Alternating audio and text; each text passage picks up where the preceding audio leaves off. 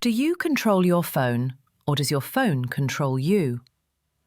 Think about the last time you opened an app for a specific task, checking the weather or replying to one message, and 30 minutes later you're deep down a random rabbit hole. That feeling of lost time, that sense of having your will hijacked, is the control we're talking about. Every day you make hundreds of micro decisions online. What to click, what to watch, what to buy. But the uncomfortable truth is, most of those choices aren't truly yours. They're part of a psychological script. Moving forward, I'll be breaking down the psychology of decision-making in the digital age. This isn't old-school TV advertising. This is AI-powered psychological warfare being waged on your free will, personalised to your greatest fears and desires. This is about more than just marketing. It's about why you're always tired, why you only see one side of the story, and how you can reclaim your ability to think for yourself. The promise is specific, practical knowledge. The cognitive conflict. Our brain has two speeds, defined by psychologist Daniel Kahneman, System 1 and System 2. System 1 is the fast, intuitive, emotional side. It's cruise control, requiring cheap energy. System 2 is the slow, analytical, rational side. It's complex parallel parking, requiring expensive energy. The digital world is designed to drain your System 2 battery. The constant pings, the unending feeds, the pressure to instantly respond, it all forces your brain to operate in its most basic energy-saving mode, System 1. This is no accident. The easier it is for your brain to process, the longer you stay engaged. This non-stop input leads to information overload and the most dangerous byproduct, decision fatigue. When you're mentally exhausted, you stop thinking rationally. But it goes deeper. Notifications aren't just input, they are variable rewards, the psychological equivalent of a slot machine. You get a dopamine hit every time you check, training your brain to stay on high alert for the next reward. This creates a neural dependency that keeps System 2 perpetually under-resourced. When you hit that fatigue wall, your behaviour changes. You choose the first product, the top search result, or the default setting. Not because it's the best choice, but because it's the easiest. Think about this. After 2 hours of doom scrolling, you are served an ad for a relatively inexpensive product.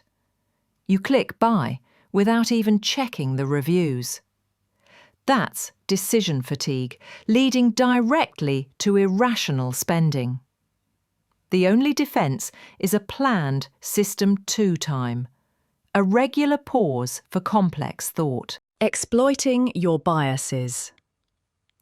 When our rational mind, System 2, is tired, we become easy targets for our own natural cognitive biases. The most exploited is the confirmation bias, the natural urge to seek information that validates what we already believe. Algorithms are masters of this. They don't want to challenge you. They want to engage you. So, they build a filter bubble. This isn't just a preference.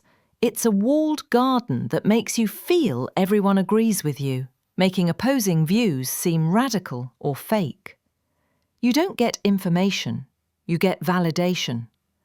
And this makes you less confident, yet more polarised in your decision-making. Beyond belief, there's behaviour. Consider the anchoring bias. You go to a site and the original price is crossed out and replaced with a sale price. That original high number is a psychological anchor, making the final price seem like a huge win, even if it's still overpriced. But let's look at two more critical biases. Loss aversion. This is the pain of losing something, being twice as powerful as the pleasure of gaining something. This is why a subscription trial often converts automatically. The company banks on your reluctance to take the action of cancelling, losing the service, even if you weren't using it. The inertia of keeping the status quo wins. The bandwagon effect. This is the pressure to conform. Trending topics or 10,000 people watching this right now exploits our inherent need to follow the crowd, signalling safety and importance where there is often none. We are wired to follow the herd, and the platforms use high, visible numbers to create that herd effect. The architects of choice platforms aren't neutral. They're fields of choice architecture. Every button, every colour, every layout is placed to subtly push you in a specific direction. This is the digital nudge. We need to understand the spectrum of nudging. On one hand, you have helpful nudges, like an app reminding you to take a screen break. On the other hand, you have dark patterns, deceptive interface designs meant to trick you. Examples of dark patterns include confirm shaming, using language that makes you feel guilty for not opting in, or the Roach Motel, where it's easy to sign up but nearly impossible to find the cancellation button. Think about a streaming service that auto-plays the next episode. That's a nudge that exploits our inertia and our desire to avoid mental effort. Or the countdown timer that screams, "Limited stock, ends in 5 minutes." That's exploiting loss aversion. But the real heavyweight is the default effect. The recommended settings or the pre-checked donation box are billion-dollar psychological maneuvers. They win because resisting the default requires mental effort, System 2, and most people choose the path of least resistance. These carefully engineered psychological shortcuts come at a cost to our competence. This brings us to cognitive offloading. When we rely on Google for every fact or a calculator for every sum, we are delegating our cognitive labour to the machine.